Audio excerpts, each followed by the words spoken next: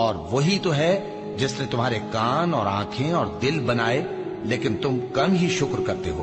اور وہی تو ہے جس نے تم کو زمین میں پیدا کیا، اور اسی کی طرف تم سب جمع ہو کر جاؤ گے۔ اور وہی ہے جو زندگی بخشتا اور موت دیتا ہے، اور رات اور دن کا بدلتے رہنا اسی کا تصرف ہے۔ کیا تم سمجھتے نہیں؟ بات یہ ہے کہ جو بات اگلے کافر کہتے تھے اسی طرح کی بات یہ کہتے ہیں کہ جب ہم مر جائیں گے اور مٹی ہو جائیں گے اور ہڈیوں کے سوا کچھ نہ رہے گا تو کیا ہم پھر اٹھائے جائیں گے؟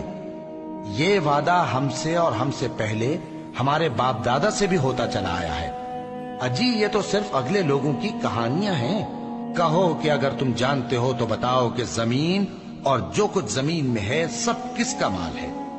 جھٹ بول اٹھیں گے کہ اللہ کا۔ کہو کہ پھر تم سوچتے کیوں نہیں؟ ان سے پوچھو کہ 7 آسمانوں